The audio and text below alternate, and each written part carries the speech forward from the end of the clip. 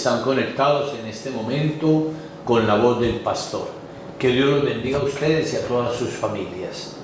Estamos reflexionando acerca de las bienaventuranzas y concretamente el viernes pasado comenzamos con la bienaventuranza de la pobreza en el espíritu.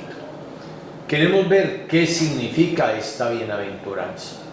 La vez pasada estuvimos tratando de mirar el tema de la pobreza en el Antiguo Testamento, porque es muy importante conocer lo que la Biblia piensa acerca del tema de la pobreza, que no es simplemente un hecho sociológico o económico, sino algo más, mucho más que eso. Y por eso nos detuvimos a mirar cómo la pobreza en el Antiguo Testamento tiene varias aproximaciones. Lo veíamos como en el principio la pobreza era un escándalo porque contradecía el ideal del pueblo de Dios, que tenía que tener todo en común.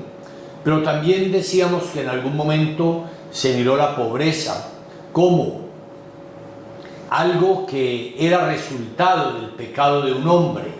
Por eso se miraba al rico como bendecido por Dios y al pobre como una persona castigada por Dios.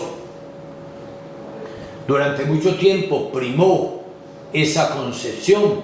De hecho, en el Nuevo Testamento, cuando llega el Señor, hay muchos que se escandalizan de los ayes de Jesús contra los ricos, porque ellos los consideraban era precisamente benditos de Dios. También miramos la pobreza dentro de los libros sapienciales. Para los sabios de Israel, el ideal era, como dice Proverbios, no me des pobreza ni riqueza, sino dame de gustar el pan de cada día. Y en la última parte del Antiguo Testamento se va viendo que la pobreza tiene que ser ante todo una disposición interior, un estilo de vida. Es decir, lo que se va aproximando mucho más a lo que el Señor hablará cuando diga pobreza en el espíritu. Dichosos los pobres en el espíritu. Después de esa aproximación al Antiguo Testamento, llegamos al Nuevo Testamento. Y bueno, nos preguntamos en torno a la pobreza del Señor Jesús. Ya hemos dicho varias veces que, en definitiva, las bienaventuranzas son el retrato de Jesús, el perfil de Jesús. Cuando Jesús proclama cada una de las bienaventuranzas, está en definitiva haciendo un perfil actitudinal de su propia persona.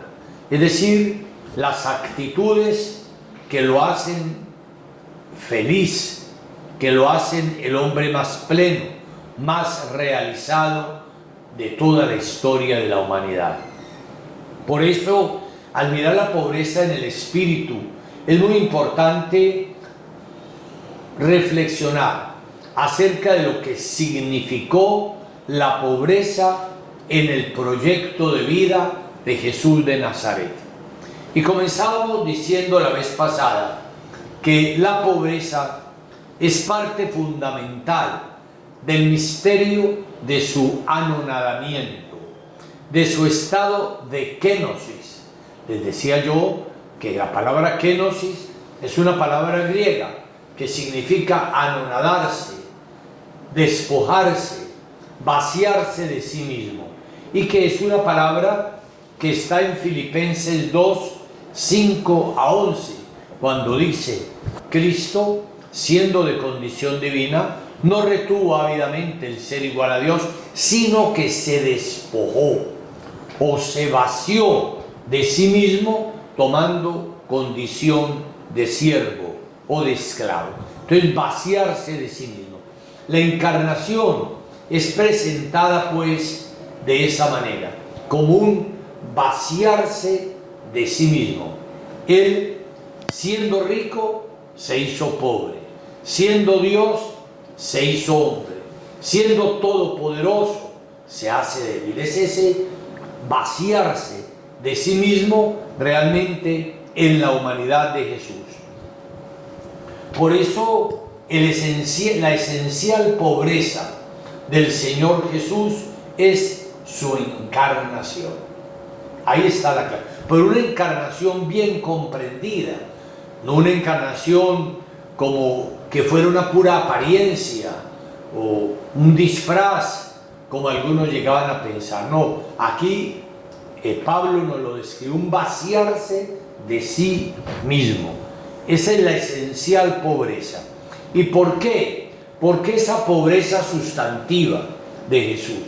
Porque todas las demás cosas, expresiones de pobreza que viva Jesús en su vida, son consecuencia de esa opción fundamental. Es decir, de ese designio de Dios por el cual quiso realizar la redención, no como un acto de poder, sino precisamente como un acto de amor que lo ha llevado a ese vaciarse de sí mismo en la humanidad de Jesús. Todo lo demás es consecuencia. La misma muerte de Jesús es una consecuencia. Siendo hombre ya tiene que morir, de cualquier cosa, pero tiene que morir. Es decir, es parte de la consecuencia de esa encarnación del Señor Jesús.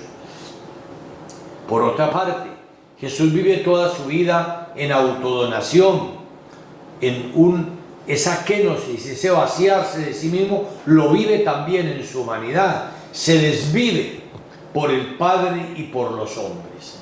No se pertenece a sí mismo. El proceso iniciado en la encarnación se prolonga en todos los actos de la vida de Jesús.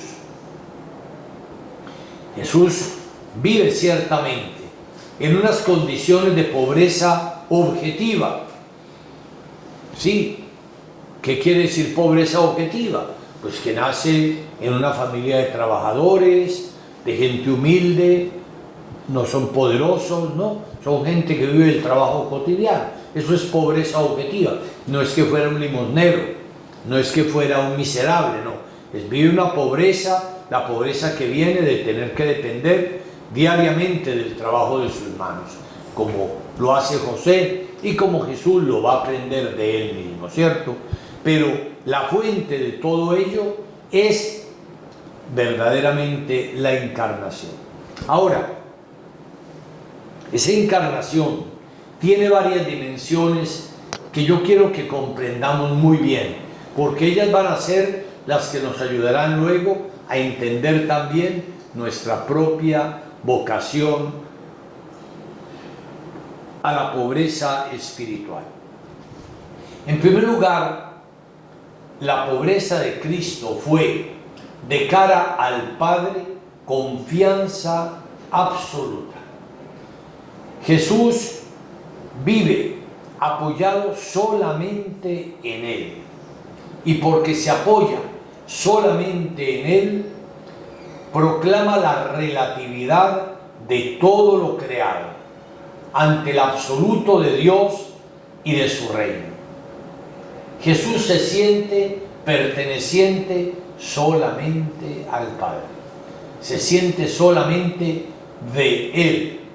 Recordemos el ejemplo más claro, cuando se pierde en el templo y María y José le reprochan y Jesús les dice: ¿no sabían ustedes que tengo que ocuparme de las cosas de mi Padre? Jesús se siente perteneciente enteramente al Padre, y por eso únicamente con respecto a Él experimenta total dependencia. Para Jesús, Dios es toda su riqueza, toda su riqueza. Por eso es plenamente libre frente a las cosas, y por eso puede entregarse totalmente a todos, porque está en manos del Padre. Y les comentaba yo al final de la reflexión del pasado viernes, que podríamos expresar esa relación de Jesús con el Padre en estos términos de pobreza como solo de Dios y por eso todo para los demás. Jesús pertenece solo al Padre. No permite que nada ni nadie más se adueñe de su vida. Pertenece solo al Padre y por eso puede ser enteramente para los demás. Su total pertenencia al Padre le permite estar enteramente disponible para la obra del Padre, para el trabajo por el reino de Dios. Para comprender más profundamente lo que acabamos de expresar, al afirmar la total dependencia de Jesús respecto al Padre, podemos echar manos de un texto paulino, 1 Corintios 4:7. Dice allí el apóstol: ¿qué tienes tú que no hayas recibido? Y si lo has recibido, ¿de qué puedes presumir como si no lo hubieras recibido? Repito la cita, 1 Corintios 4:7. Dice San Pablo: ¿qué tienes tú que no hayas recibido? Y si lo has recibido, ¿de qué puedes presumir como si no lo hubieras recibido? Efectivamente, lo más específico de la condición humana, y Jesús participa de ella al encarnarse, es tener que recibirlo todo, no tener nada como cosa propia, ser un total deudor de cuanto se es en la vida. ¿Qué tienes tú que no hayas recibido? Todo lo que tenemos en la vida, todo lo que somos, lo hemos recibido. Comenzando por la vida, comenzando por los diferentes dones que hemos recibido en la vida, comenzando por la familia en la que nacimos, etcétera, etcétera. Todo lo hemos recibido. No tenemos nada como cosa propia, que nos hayamos dado a nosotros mismos, no. Todo ha sido don. Todo ha sido don. Y si todo lo hemos recibido, ¿de qué podemos presumir como si no lo hubiéramos recibido? Tener que recibirlo todo. Pues bien, al despojarse Jesús de su naturaleza divina, de su condición divina, al vivir el estado de kenosis para hacerse hombre y adoptar la condición humana, tuvo que recibir del Padre y de los hombres lo que le permitía crecer en edad y en sabiduría ante Dios y ante los hombres. Lucas 2:39. Miren que son dos frases que son relativas. Se despojó de todo, la kenosis, y por eso todo lo tiene que recibir, por supuesto. Y precisamente al recibirlo puede crecer. La expresión de Lucas 2:39 o de Lucas 2:52. Crecer en edad, sabiduría y gracia ante Dios y ante los hombres. Uno, en la medida que recibe los dones, esos dones dentro de uno le permiten ir creciendo en humanidad, como Jesús fue creciendo en humanidad. No apareció de un momento a otro a los 30 años por allá en alguna parte predicando, ya terminado, no. Aparece primero en el seno de María, como un feto, como cualquier ser humano, simplemente. Y nace y tiene que ir creciendo en edad, sabiduría y gracia. Recibirlo todo. El evangelista que nos conserva la resonancia más clara y repetida del proceso de relación de Jesús con el Padre es Juan, el cuarto evangelio. Este nos señala repetidas veces esa íntima relación en la cual Jesús tiene la conciencia de irlo recibiendo todo del Padre. Recibe todo, la misión, los discípulos, el reino, la gloria, etc. Todo lo ha de ir recibiendo. Las citas son cantidades, pero les doy algunas que les pueden servir para su lectura personal. Juan 5:19, Juan 5:30, Juan 6:37 a 39, Juan 6:43, Juan 7:16, Juan 8:28, Juan 10:29 a 32, Juan 11:41 y siguiente. Es decir, son puras citas en las que Jesús muestra cómo todo lo está recibiendo del Padre. Es decir, cómo Jesús siente que el Padre todo se lo va dando. Uno diría, ¿pero por qué? Pues porque precisamente Él un día se vació de sí mismo en encarnación. Ahora todo lo tiene que ir recibiendo del Padre. Hermoso y última cita que les di, la de Juan 11:41, que nos habla de la resurrección de Lázaro, cuando Jesús precisamente lo expresa en la oración al Padre, precisamente diciendo: yo sé que tú siempre estás conmigo, que tú todo me lo concedes, etcétera, etcétera. La resurrección de Lázaro. Y en el capítulo 17 de este mismo Evangelio de Juan, Jesús repite 11 veces la expresión tú me has dado. 11 veces en un solo capítulo. Jesús siente eso, todo me lo ha dado. Y la expresión más tajante de esta conciencia de Jesús, de que todo lo está recibiendo del Padre, es Juan 8:28, cuando Jesús dice: nada tengo por mí mismo. Juan 8:28. Nada tengo por mí mismo. Miren la expresión tan fuerte. ¿Y por qué dice nada tengo por mí mismo? Pues porque todo lo ha recibido.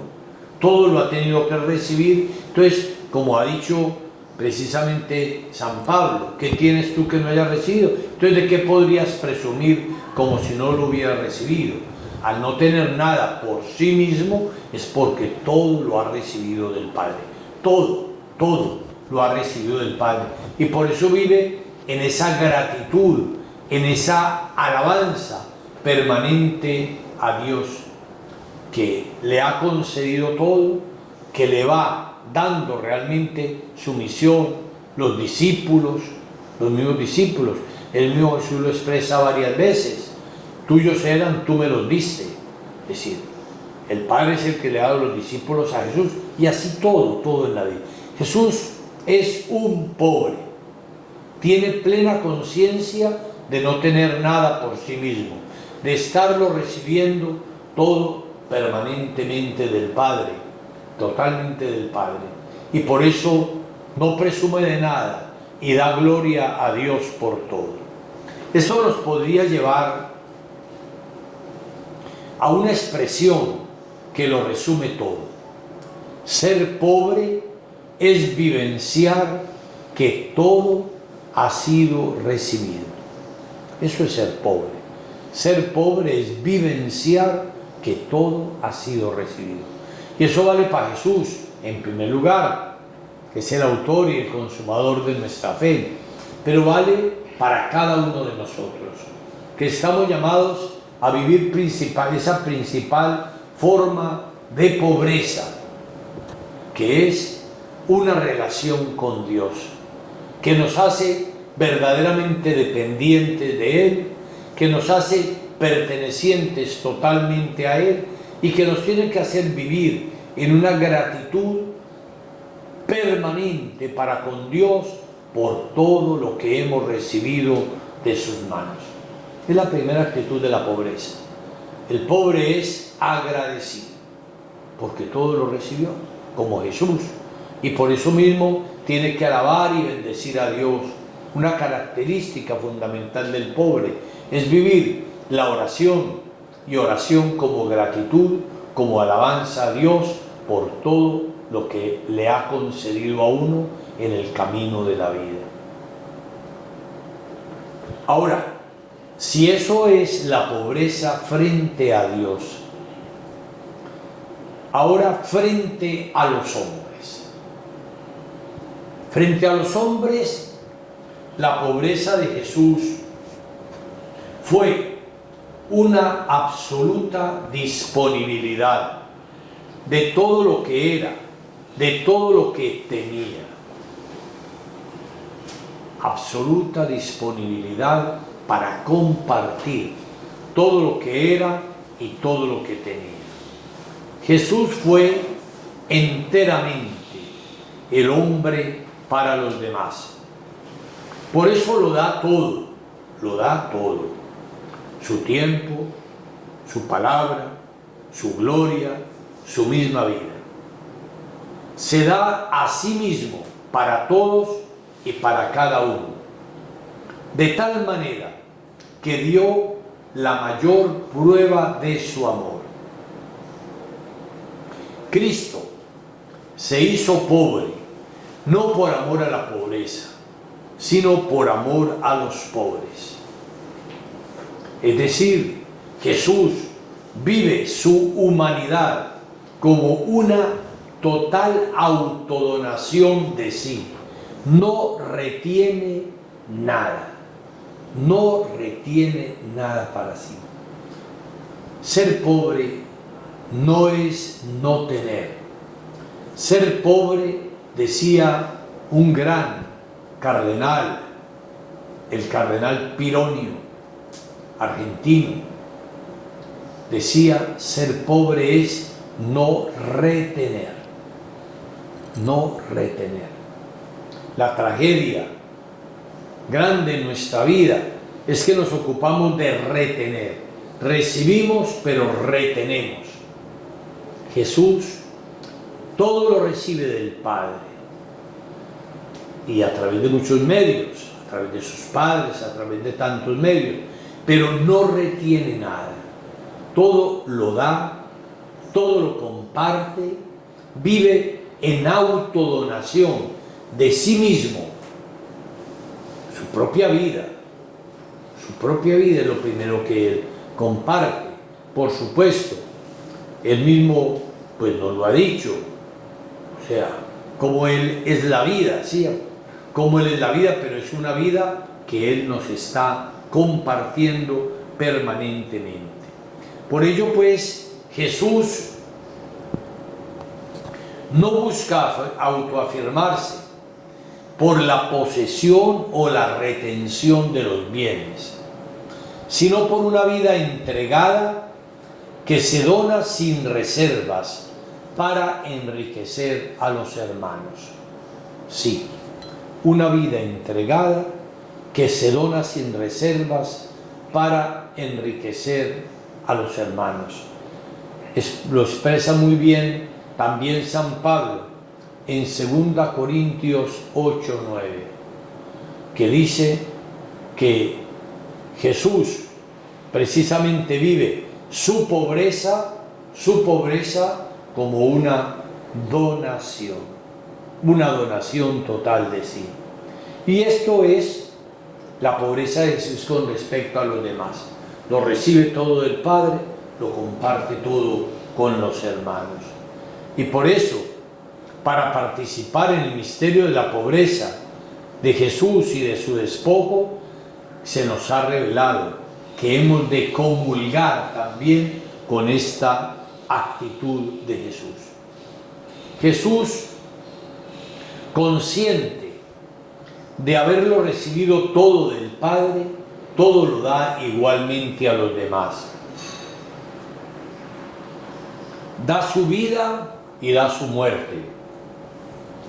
Conquista a los hombres, no mediante el poder que subyuga, sino por el servicio generoso que fascina y que seduce.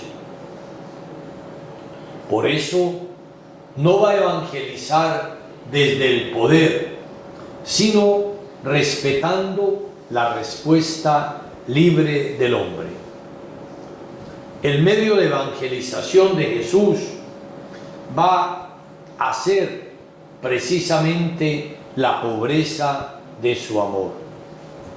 Se comprometió con los pobres de su tiempo y salió en su defensa, sin eludir por ello la polémica y el conflicto, defendiendo al ciego de nacimiento, a los leprosos, a la prostituta, a los enfermos y endemoniados, considerados todos ellos pecadores públicos y por consiguiente malditos de Dios.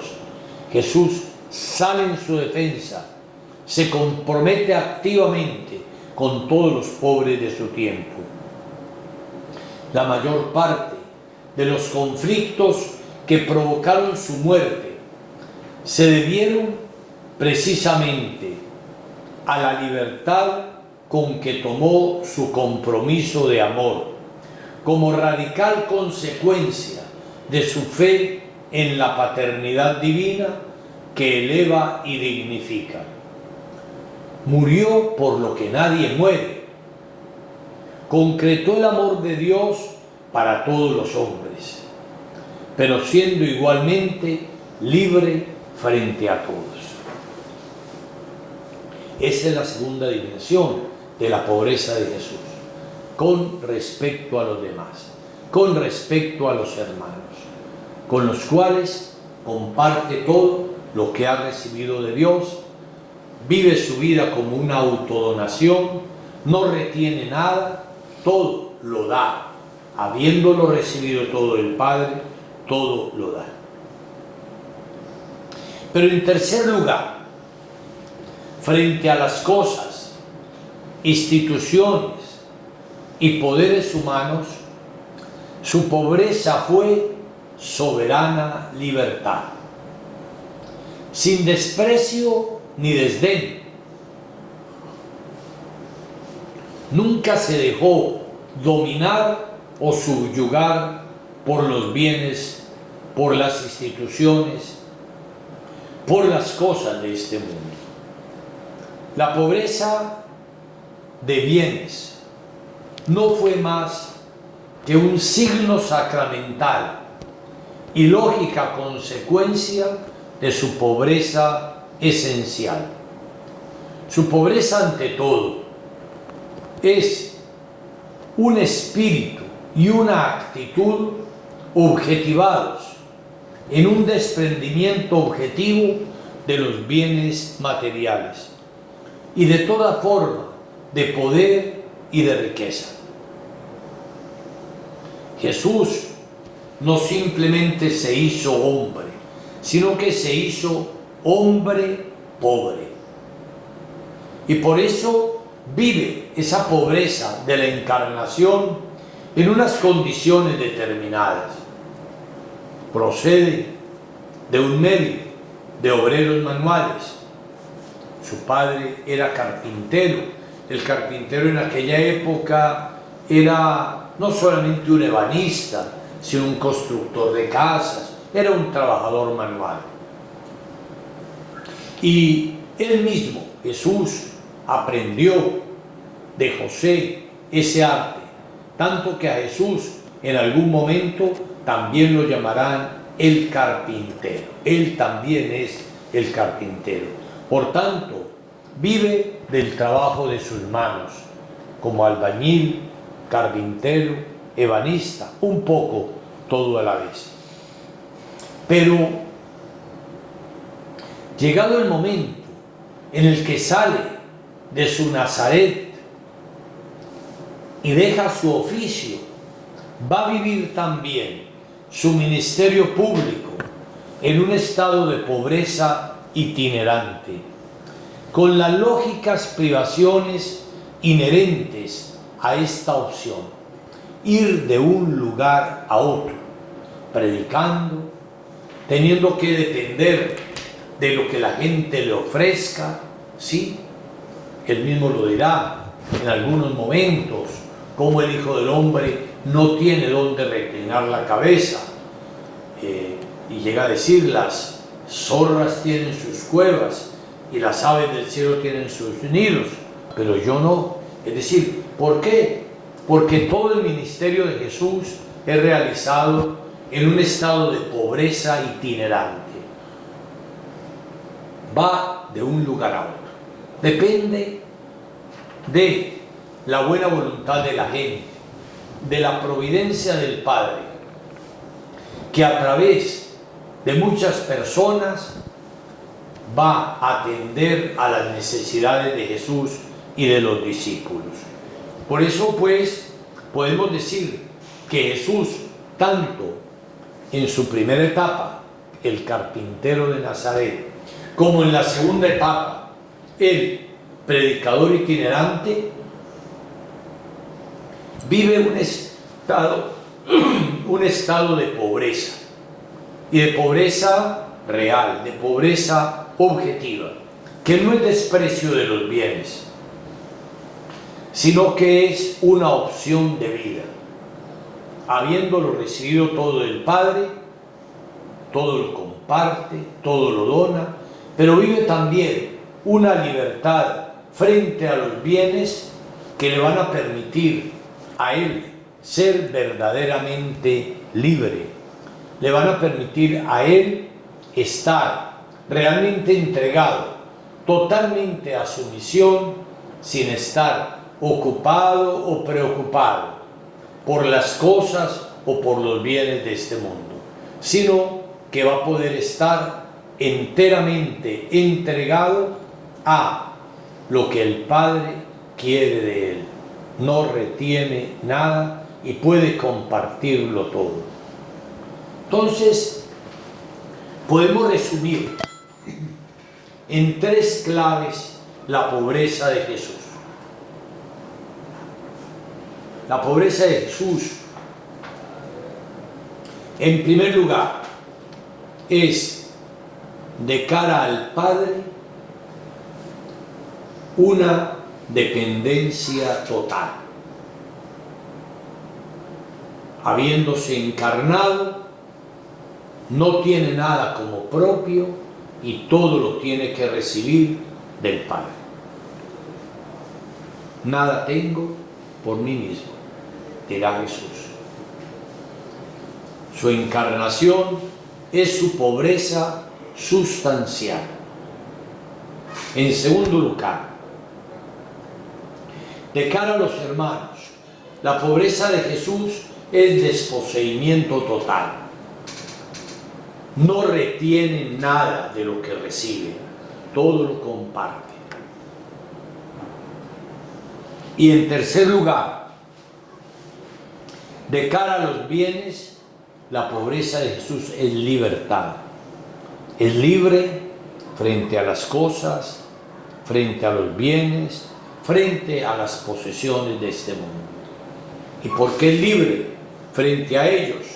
Puede verdaderamente entregarse por completo a la misión que ha recibido del Padre.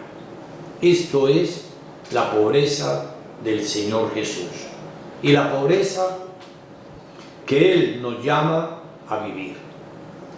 Pidamos al Señor que nos ayude a todos a asumir ese estado de pobreza.